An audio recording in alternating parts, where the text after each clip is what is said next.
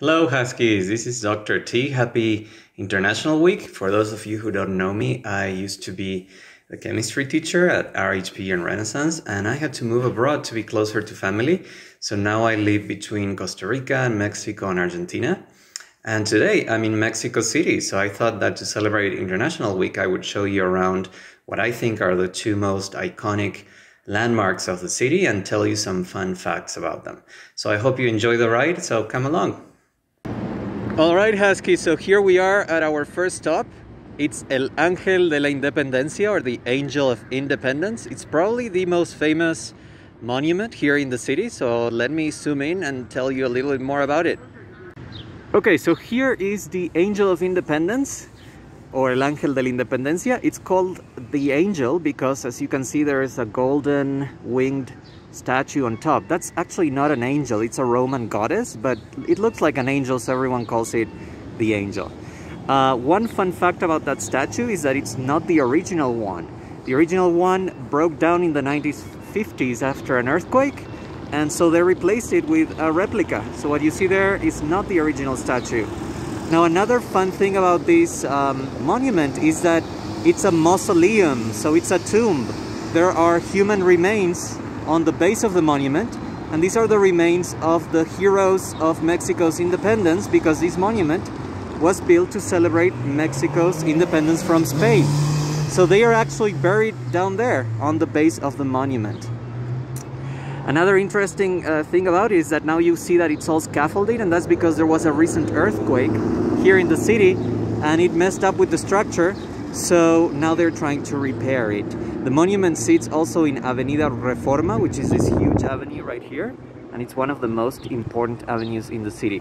I strongly encourage you, if you come to the city, to come and take a picture with this beautiful monument. So now let's go to our second stop. Alright, Husky, so here we are at our second stop. It's the Monument to the Revolution that you can see right behind me. It's a huge structure. So again, let me zoom in and tell you a little bit more about this one. Okay, so here we are, and as you can see, right on top of the monument, there is a huge circular structure, a dome. You can see right there is a copper dome. That was actually the dome of the palace that Porfirio Díaz started building. But what happened was that right in the middle, the people rebelled against the dictator and they started a war, which are known here as the Wars of the Revolution. So eventually, Porfirio Díaz lost the war, and the people that won the war decided to continue construction, but instead of building a palace, they built this huge monument. So that's why it took so long to finish, our 40 years, because there was a war in between, and what originally started as a palace ended up as this monument. Let me show you a little more inside.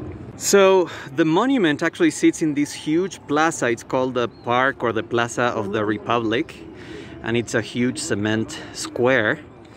And if we get closer, you will see that there's an elevator right in the middle of the monument. So you can actually, one cool thing about the monument is that you can go all the way up top to the dome structure, and you can see the inside of the dome structure. And what's even greater is that you have a 360 view of the city from up there. So right now it's closed because of COVID, but if you come afterwards, hopefully you can just go inside and see how amazing this structure is. So see, that's the connection of the elevator. You go all the way up top, and up there you have an observatory of the city, and you can actually see the dome structure from the inside. Another fun thing about this monument is that just like the angel, the four legs of the monument, so the four arches that are held by these towers, they also hold human remains. And these are the remains of the heroes of the Revolutionary Wars against the dictator. So there are also human remains and bodies buried here in the four legs of the monument.